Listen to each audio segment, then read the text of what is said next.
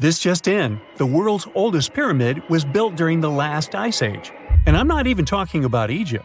I'm saying our ancestors might have spewed a 27,000-year-old pyramid in West Java. Gunung Padang is not exactly shouting pyramid. It's more of a mound with huge scattered stones tossed all over it. But local people seem to revere it, and they have for centuries.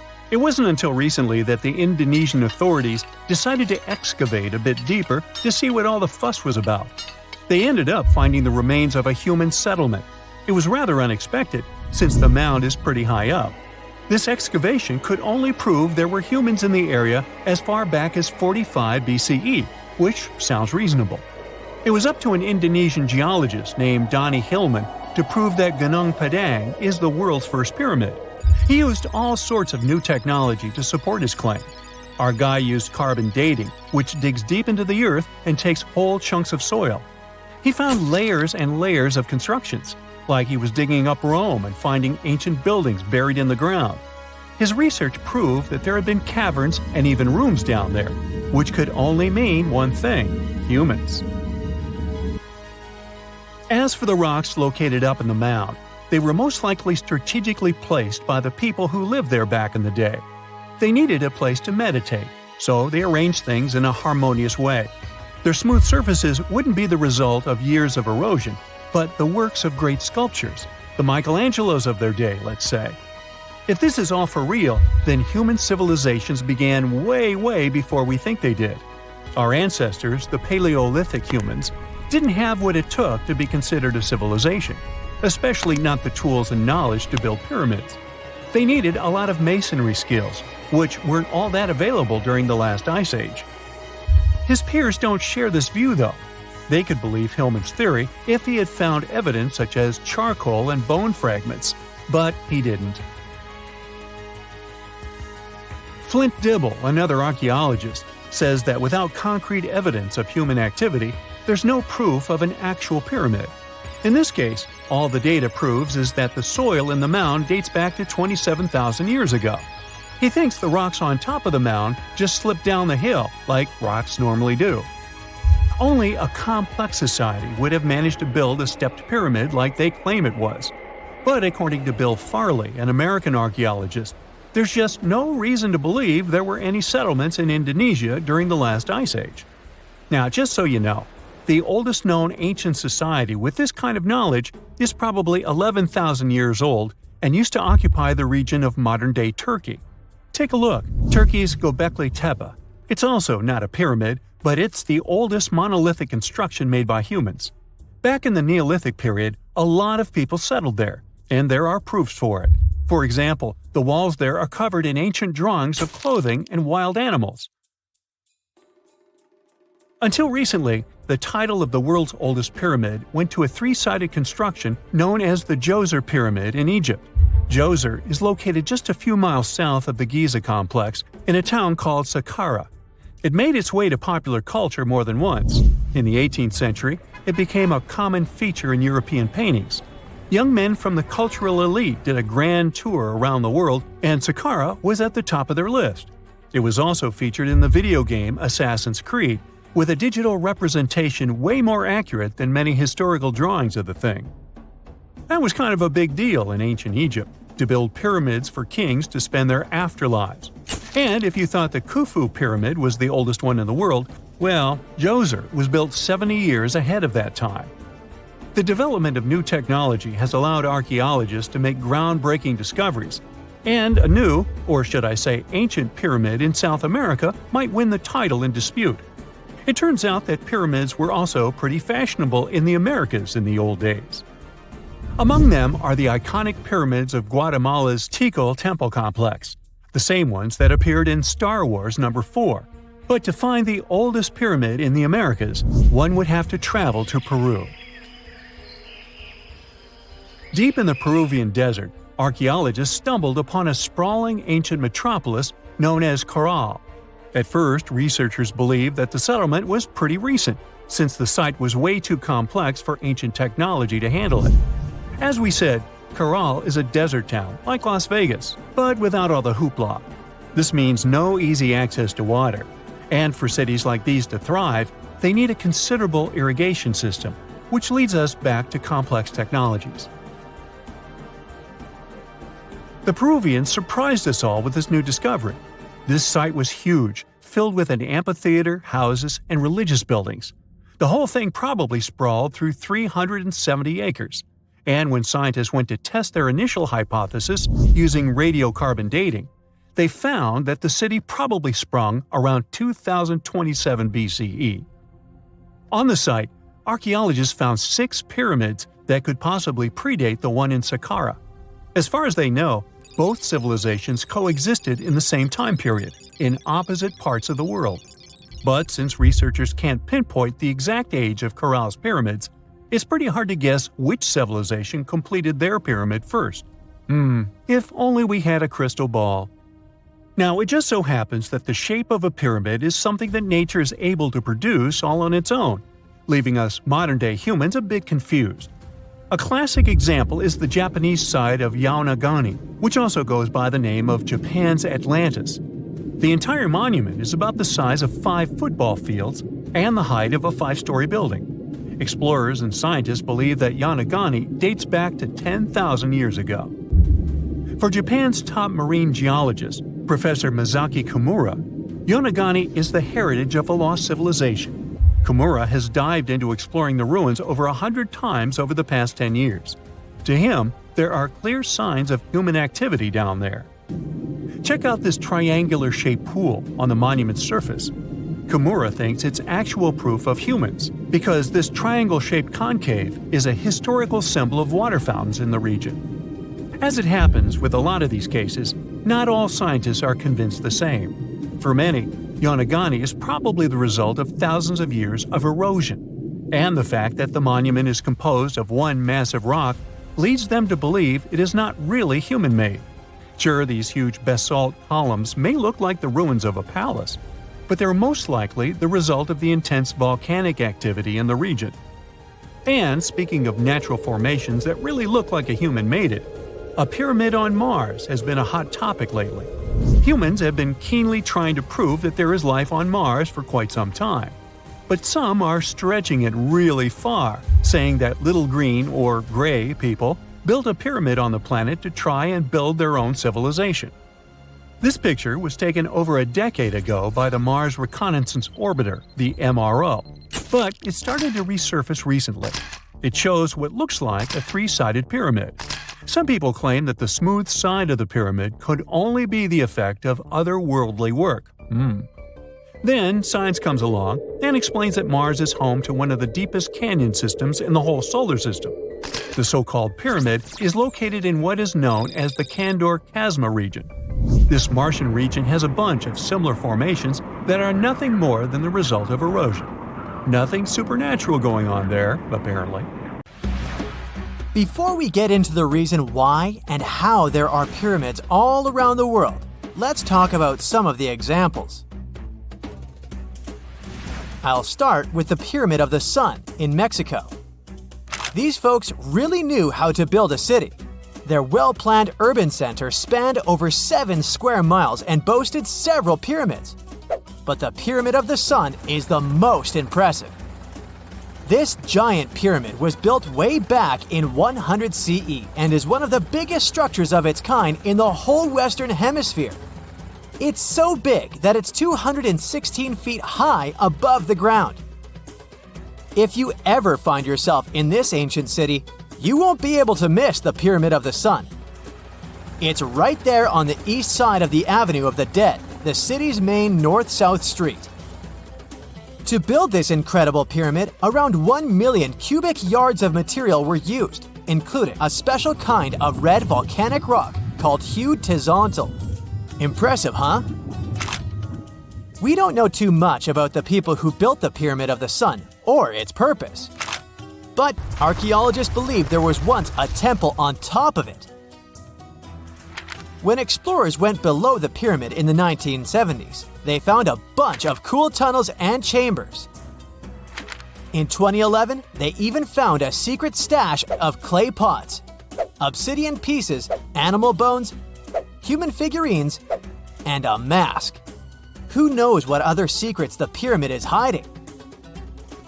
If you decide to see this one, you must climb the pyramid using the 248 uneven steps on the west side. Watch your step. Sudan got some pyramids too. Nubian pyramids aren't as big as the ones in Egypt, but they still got around 200 of them. These ancient pyramids have been home to the tombs of the pharaohs of the Meroitic Kingdom for almost 1,000 years, who ruled Egypt from Nubia to the Mediterranean Sea. The pyramids at Meroe were constructed using granite and reddish sandstone. Oh, and did you know that Sudan has more ancient pyramids than Egypt? The Kushite pyramids depict the indigenous architecture and burial traditions of Nubia's Napata and Meroe kingdoms, which ancient Egypt influenced. Meroe, the burial site of over 40 queens and kings, is the most extensive Nubian pyramid site. The tomb walls depict mummified royals bedecked in jewelry, their wooden caskets containing bows, quivers of arrows, and other artifacts pointing to the Meroitic relationship and trade with Egyptian and Greek civilizations. So if you're looking for some ancient tombs to explore, you may consider skipping the crowds in Egypt and heading on down to Sudan. Let's fly to Iraq to see some more pyramids. Ziggurats have fancy receding layers and tiered temples. Instead of a smooth exterior, it has tiers like a cake. Perfect for all the important work and rituals that went on inside. You can find these towering structures scattered throughout Iraq and Iran, and they're a real testament to the power and skills of the people who built them. One of the biggest and most impressive ziggurats is the ziggurat at Ur. It's basically a giant rectangular pyramid that stands a whopping 70 to 100 feet tall, with 3 levels of terraces and a temple on top. Can you imagine how many baked bricks it took to build that thing? Try 720,000 for just the lower portion. This particular ziggurat was built for Sumerian king Ur-Nammu. Similar to other ones, this pyramid has been around for thousands of years, so it got a little rough around the edges. Thankfully, the Babylonian king Nebuchadnezzar II and some archaeologists came to the rescue in the 6th and 20th centuries respectively, and now you can find this near Talil Air Base. The ziggurat at Ur was built in 2100 BCE by King Ur-Nammu for the moon deity Nana. It was the tallest building in the city, and you could see it from miles around. It was like the medieval cathedral spire of its day. People would come here to bring their agricultural surplus and get their food allotments and seek spiritual nourishment. Sadly, the Nana temple at the top of the ziggurat didn't survive, but we do have some blue glazed bricks that may have been part of its decoration. The lower parts of the ziggurat are pretty amazing though. The architects even included holes in the temple's baked exterior to let the water evaporate from its core. Since we explored some of the pyramids on our planet, let's take a broader perspective. They can be found in many parts of the world. Egypt has over 100 pyramids, double that number in Sudan, and dozens of others are scattered in the Middle East and China. The Americas have the most pyramids in total, with more pyramids than the rest of the world combined. These pyramids are located in Mexico, Guatemala, Honduras, and El Salvador. Time to know more about the evolution of pyramids through history. The oldest pyramid is in Egypt. This pyramid was a step pyramid, which was created by placing one layer of stone on top of another. The pharaoh Sneferu is credited with creating the pyramid shape we recognize today. During his 45-year reign, he built 3 pyramids. His first 2 attempts failed, but he finally got it right with the Red Pyramid, which is considered the first true pyramid. It was Sneferu's son, Khufu, who built the Great Pyramid of Giza, which was the tallest human-made structure on Earth for almost 4,000 years. Latin American pyramids are similar to early Egyptian step pyramids, but they were built independently with no knowledge of each other. The pyramids in Sudan were built around 700 BCE and are tall but much narrower than those in Egypt. How in the world did all these civilizations build these things without even texting each other? After all, the Aztecs, Mayans, and ancient Egyptians were about as different as possible. But despite their cultural differences, they all seem to agree on one thing. Pyramids were pretty cool. Step pyramids are all around the world because they were the most feasible and stable way to build large and tall structures without access to lighter building materials like wood and metal. The triangular form with a square base is the best way to build a sturdy structure, and having a cube structure would require more material for less height. Now, when it comes to pyramid design, the Egyptian pyramids were like giant triangles with a square base, smooth sides, and a pointy top. On the other hand, the Aztecs and Mayans went for a tiered cake look, with steps leading up to a flat platform on top. So, while all these pyramids share the same basic shape, they have their own unique flair. Each group built its pyramids using different materials, techniques, and slope angles. So while they may have been inspired by each other's work occasionally, they were just doing their own thing. Egyptian pyramids had smooth, angled sides that were designed to help the pharaoh's soul ascend to heaven. The Pyramid of the Sun was built over a series of caves that served as a passageway for the deities. The Maya built the temple of Kukulkan in Chichen Itza to honor the deity Kukulkan, usually represented by a serpent. Nicknamed El Castillo, it has 91 steps on each side, plus a platform. That's 365 steps, one for each day of the Mayan calendar. Tell me, Brightsiders, how were pyramids built? To begin with, humans made them, not a foreign race from space that landed on Earth. You see, one thing that all pyramids have in common is that they were built without advanced tools or even the wheel. It took a lot of people to build them, including skilled laborers and architects. For example, it's estimated that 20,000 people built the Great Pyramid of Giza, and it's believed that most of them were skilled laborers. Building pyramids was a massive undertaking that required years of planning and effort. The Great Pyramid at Cholula, Mexico, took 600 years to complete. X-rays are a type of invisible radiation that can pass through our bodies and objects. They're very important in the field of medicine because they allow doctors to see inside our bodies without having to perform surgery. Now, let's dive into how X-rays work. They're a kind of electromagnetic radiation, just like light or radio waves. However, they have much higher energy than light, which makes them able to go through objects that light cannot. Imagine you have a powerful flashlight. If you try to shine it through a wall, the light won't go through because the wall is too thick. But these rays have enough energy to go through walls and even our bodies. The discovery of X-rays happened by accident in the late 19th century. A scientist was experimenting with cathode rays, which are a type of radiation. He was working in his lab and noticed that a nearby fluorescent screen started to glow, even though it was not directly exposed to the cathode rays. He realized that something invisible was causing the fluorescence, and he named it X-ray, because X is the mathematical symbol for something unknown. He continued experimenting with such rays and discovered that they could pass through many objects, like flesh and bones, but not through denser materials like metal. He also found that X-rays could create images on photographic plates, just like a camera takes pictures.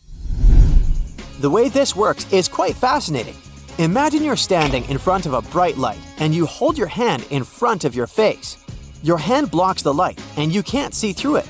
But if you place a sheet of tissue paper in front of your hand, some light will pass through, and you'll be able to see the outline of your hand.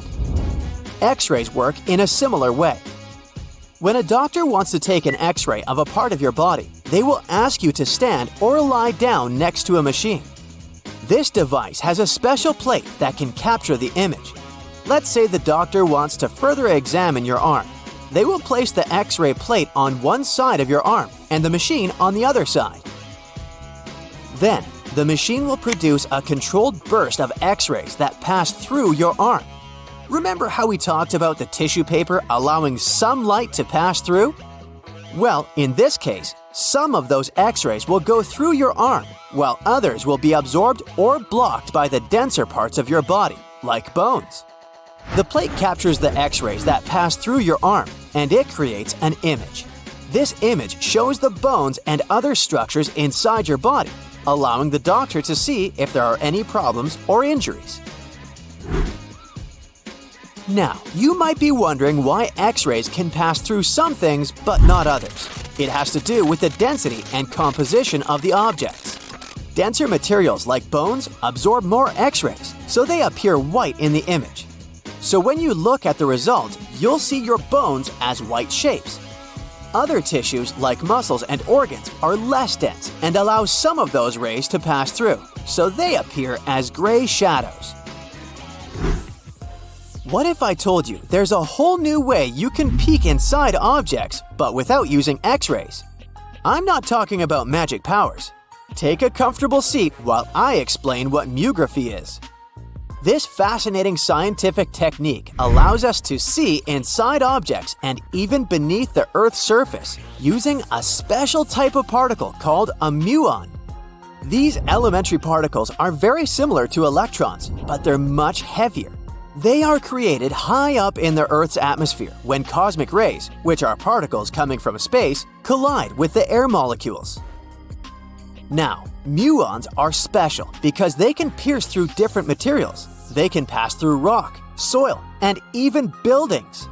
Scientists realized this potential back in the 1950s when they were studying cosmic rays and noticed that some of the particles could pass through thick materials. The first muography experiments took place in the 60s. Specialists discovered that muons can be detected using special devices called muon detectors. These detectors are usually placed underground or in specially designed laboratories to shield them from other particles and background radiation. Now let's dive into how muography actually works. Imagine you have a large object, like a pyramid, a mountain, or even an ancient statue, and you want to see what's inside without damaging it. First, detectors are positioned around the object or in the area you want to examine. These detectors are sensitive to muons and can track their paths. When such a particle passes through a detector, it leaves a trace, like footprints in the sand. By collecting data from multiple detectors, scientists can reconstruct the paths. Here's where things get really cool. The Earth's atmosphere acts like a natural filter for muons. It turns out that the more massive an object is, the more particles it will block. So, if you have a large, dense object like a mountain, fewer muons will pass through it compared to a smaller, less dense object, like an empty box. This difference in the number of particles that reach the detectors can give us clues about what's inside the objects. Scientists use computer algorithms and mathematical techniques to analyze the data and create images. These images represent the density distribution of the object being studied. It's like creating a map that shows where the densest areas are and where there's gaps inside the object. The concept of muography is similar to using shadows to understand the shape and size of an object. Imagine you're standing in front of a bright light and you place your hand between the light source and a wall. You'll see a shadow of your hand on the wall. Based on the shape and size of the shadow, you can get an idea of what your hand looks like, even though you can't see it directly. This technique has been used to study various objects and structures. For example, scientists have used it to explore the inside of volcanoes and pyramids, and even to investigate the structure of mountains and the Earth's crust. With the help of this amazing technique, scientists have now uncovered new information about the Great Pyramid of Giza. They discovered something that had eluded tomb raiders for centuries. They found a hidden chamber. And guess what they named it? The Big Void. Yeah, I know, not the most creative name. They even used 3 different muon detection techniques just to be super sure that it was indeed a big, mysterious void inside the grandest pyramid of them all. Once news got out about this mind-boggling discovery, Egyptian authorities couldn't resist the temptation to explore further. So they brought in an endoscope camera to confirm the existence of this epic void. So they inserted a camera through one of the openings underneath the entrance, and voila! It revealed a corridor. More so, the corridor had a chevron ceiling. I can't help but imagine the ancient Egyptians using it as a cool dance floor. Another team of scientists decided to take another shot at scanning this newfound void. According to them, the Great Pyramid of Giza is a pioneer in the pyramid game. It used a technique called chevron to cover internal structures and keep them from collapsing. Now, why did the ancient Egyptians build this corridor and the grand void it leads to? One theory suggests that the corridor was built to relieve pressure inside the pyramid. Another theory says that the void could be a result of the pyramid's construction process. It could have been an internal ramp used to move roof blocks into position, and then it was left there or filled loosely with rubble. According to other enthusiastic explorers, there might be another burial chamber waiting to be discovered. They believe that the pyramids were built with a dash of randomness in the construction process. As the builders worked their magic, they realized that some chambers wouldn't be able to handle the weight of a majestic sarcophagus. So they made adjustments on the fly, creating new plans as they went along. You have heard about Nikola Tesla. You have definitely heard about the Great Pyramids in Egypt. But what if I told you that Tesla may have probably uncovered the ancient mysteries surrounding the pyramids? Wait, what? Is this a crossover episode? Nope. It's highly probable that the secrets of the pyramids are hidden in plain sight. But first, let's recap what we know about the pyramids. What's so mysterious about them? I mean, they are just old quirky buildings, aren't they? One of the biggest questions is how they were built. Some people think that the pyramids were created by people using only their hands and muscles. But others think that there might have been some kind of crazy energy source that we don't know about yet. Like, what if aliens helped out or something? Just kidding. But this idea of some unknown energy source being used to build the pyramids has been around for ages. Even in old texts, like the pyramid texts, it talks about how the gods gave us something to build a great power. So maybe there was something really powerful and mysterious going on back then? Who knows? Back in the early 1900s, he got obsessed with the Great Pyramids of Egypt. He read numerous books about these ancient structures and was blown away by how much energy they seemed to have. At that time, not many people knew much about electricity, and Tesla started to wonder if there was some kind of advanced tech hidden in the pyramids. He had an idea that the power of the pyramids had to do with electromagnetism, and he put a lot of time and effort into trying to figure out the mystery. Tesla had some pretty unusual theories about the Great Pyramids. He thought that they could actually store and move electricity, which could then be used to power up the areas around them. He also had this theory that the pyramids were built using some kind of crystal energy. He believed that the chambers inside the pyramids could have these super powerful crystals that could control the electromagnetic fields. But that's not all. Tesla also had this idea that the materials used to make the pyramids had properties that allowed them to trap energy from the sun and the moon. And not just a little bit of energy. He thought that the pyramid could actually create this massive energy field that could light up whole cities or even brighten up dark places. He thought that the pyramids could be used as giant power plants to generate electricity and run machines. Tesla even believed that the pyramids were somehow linked to cosmic energy, which could be used for spiritual enlightenment and healing. How very new age of him. Anyway, Tesla wasn't just pulling these ideas out of thin air. He was seriously into studying everything he could about the pyramids, from ancient artifacts and texts to hieroglyphs and drawings. And he came up with this idea that the pyramids were designed to be energy amplifiers, and some kind of unknown energy source was used during their construction. Some people thought Tesla was eccentric for coming up with these theories, but his ideas have actually had a huge impact on the way we think about the pyramids today. Researchers and scholars have been digging into his theories for years and using them to uncover some of the biggest mysteries surrounding these ancient structures. For example, recently scientists have used theoretical physics to investigate how the Great Pyramid of Egypt would react to certain radio waves. They found out that if the radio waves were a certain length, the pyramid could concentrate the energy inside its rooms and focus it under its base. The scientists did lots of calculations to figure this out. They first thought about what radio wavelengths would work best. Then they made a model of how the pyramid would react to the waves. They figured out how much of the energy from the waves would get absorbed or spread out.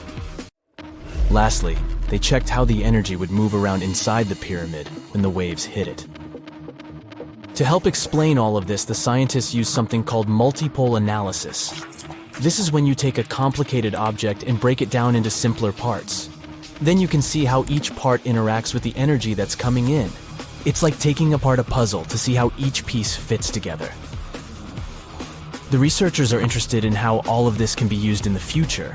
They want to make really tiny particles that can do the same thing as the pyramid, but with light. By changing the size, shape, and the material of these particles, they can control how the light moves around them. This can be really useful for things like making tiny sensors or super efficient solar cells. The scientists had to make some guesses when they were doing their research. They assumed that there weren't any hidden spaces inside the pyramid, and that the material used to build it was all the same. But even with these guesses, they still made some pretty impressive discoveries. But the pyramid study is not the only proof that Tesla was ahead of his time. There are more Tesla's projects that seemed unrealistic at the time, but that scientists and enthusiasts reevaluate and try to implement today.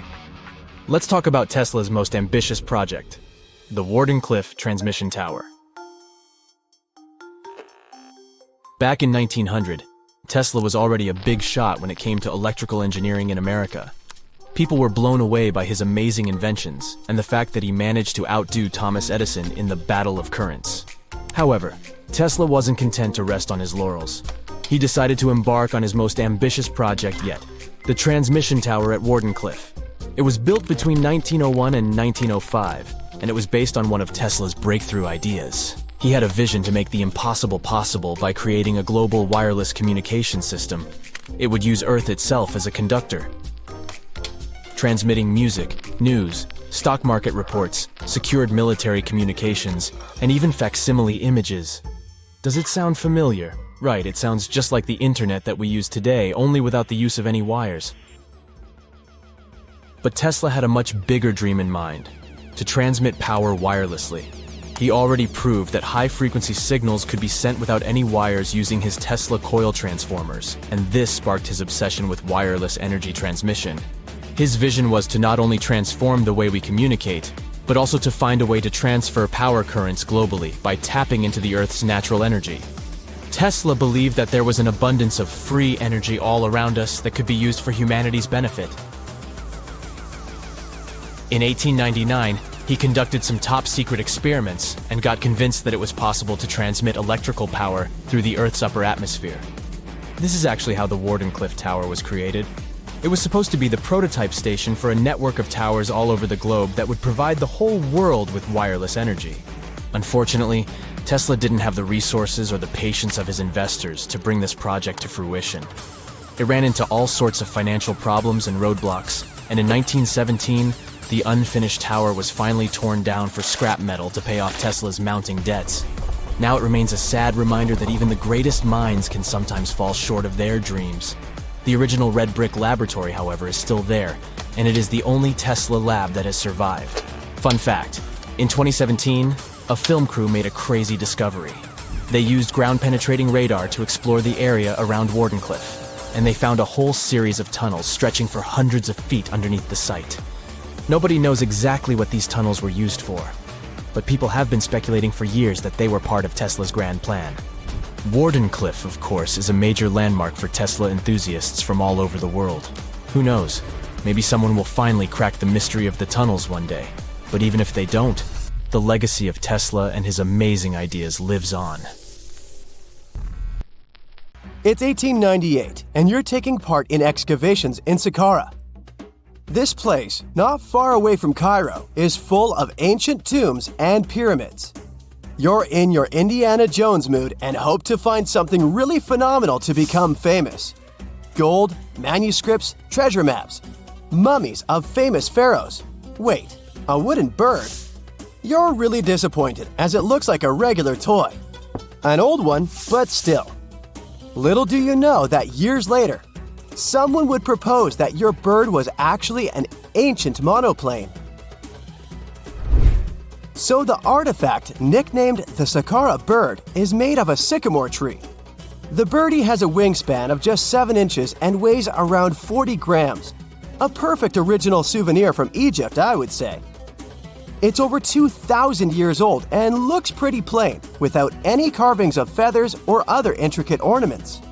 It has a beak and eyes though, which makes our find look like a hawk, the emblem of the deity Horus. Its tail is rather unusual as it's squared, looks weirdly upright, and it seems like the sunken part of it was the place for a now missing piece. Humans love solving a good mystery, so there have been several attempts to explain the use of the birdie. First, quite simply, is that it was a ceremonial object. The second idea is that it was a toy for a child from some well-off family. It could have been some sort of boomerang, which was a popular concept in ancient Egypt. Then there was a theory that the bird had been used as a weather vane. But this one has been debunked as the figure doesn't have any holes or markings, except for the one made at the museum in Cairo to fix the exhibit on a stick. So there was no way to hang it in the past. Almost a century after the bird was found, Egyptologist Dr. Khalil Masiha proposed a new theory that it could have been a model of a monoplane. He believed the bird was missing a horizontal tailplane. Otherwise, it had its wings set at a right angle, similar to that of modern planes. It could have worked to generate the aerodynamic lift necessary for flights. Dr. Masiha also claimed that it was common at that time to place miniature models of technological inventions in tombs. So, did the ancient Egyptians really invent the plane in 200 BCE? That would make the Wright brothers, who are considered the inventors of aviation, really upset. They made one of their first flights only in 1903. There's just one way to know for sure, and that is to test the model. But you know, the ancient museum in Cairo would unlikely let one of their cherished exhibits fly around like a toy. That's why glider designer Martin Gregory built a similar model, this time of balsa wood, and concluded that even with the missing tailplane, the plane wasn't much of a flyer. Case solved? Not really. This didn't sound convincing enough to the History Channel, so they invited an aerodynamics expert to build another replica of the bird. He tested it in weather conditions similar to those in Egypt and was impressed with the little plane's abilities. So, if they did invent the prototype of a plane back in the times of pharaohs, it would be a good example of an oupart. That's an out-of-place artifact, an object that's way ahead of its time in terms of technology or history. And the Saqqara bird isn't the only example of such a revolutionary concept. In 1901, a group of divers retrieved the Antikythera mechanism from an underwater shipwreck near the Greek island of Antikythera. It's been dubbed the world's first analog computer, and it's currently dated around 100 BCE. The bronze mechanism could tell the position of the sun, moon, planets, and stars, as well as the lunar phase, the dates of upcoming solar eclipses, and even the speed at which the moon moves through the sky. No one's sure who used it and how or where it was made. But it's obvious that it's extremely precise and way too advanced for its time. The first flushing toilets in the world were invented in the middle of the 20th century. Just kidding. The ancient Minoans on the Mediterranean island of Crete and the Indus Valley civilization both came up with this brilliant invention at the same time, around 4,000 years ago. The plumbing and sanitation were so well done that no one managed to design anything better until 2,000 years later. One ancient Minoan lavatory was discovered at the Palace of Knossos. It looks like it had a wooden seat set over a tunnel that directed water from a rooftop reservoir to an underground sewer. Other varieties got water from jugs. Only the super rich people could afford all this glory. So if you wanted to shop for real estate back then, the flushing toilet would be a telltale sign you were in the rich neighborhood. Automated doors became a cool, seemingly new invention back in 1931. But the technology behind them is actually much older. Think the 1st century CE old. Mathematician and engineer Heron of Alexandria came up with a hydraulic system to open and close temple doors. To bring it into action, you need to light a fire to produce heat. There was a brass pot under the fire, half filled with water. The inventor connected the brass pot to containers that acted as weights. When the fire was burning, the water moved into the containers. They went down and pulled the ropes. It was nothing like a supermarket door that opens in front of you before you even have time to think. Heron's door took hours to open, and there was no way to stop the process. That's why they only opened the doors once a day before people entered the temple, to add some mysticism at the temple during ceremonies. Spooky. Looks like the first ever battery was invented in Baghdad around 2,000 years ago. A German archaeologist found this oval-shaped clay jar in 1938. Scientists are still not sure what purpose it served and who exactly invented it. There is a theory that it was used for electroplating objects with precious metals.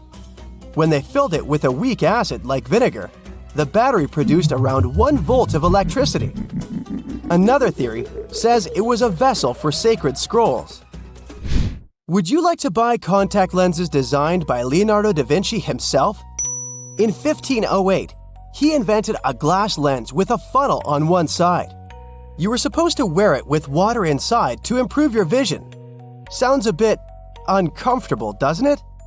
So, around a century later, French scientist René Descartes decided to improve the idea and make the cornea contact the future lenses. Contacts because they contact your eyes, get it? The glass tube with liquid did help improve vision, but blinking was sadly impossible. 2.5 centuries later, new technologies in the glass industry let scientists design contacts that would fit in the eye and even let the wearer blink. Thanks, guys! Still, those lenses were made of heavy blown glass and didn't let the eye breathe. About 50 years later, contacts became plastic, lightweight, unbreakable, and scratch-resistant, but still covering the entire eye. And then, in 1948, an English optical technician accidentally sanded down a plastic lens and figured out they'd still be in place even if they covered only the cornea. Imagine you're living in 19th century London and need to send a message to New York. It would have taken about 10 days to get there by ship. So when delivery time went from days to hours in 1858, it was a true sensation. The first message was sent by Queen Victoria herself. It was all made possible thanks to the transatlantic telegraph cable, running under the ocean. Sadly, the new cool invention only lasted a few weeks. It took years to bring it back to life.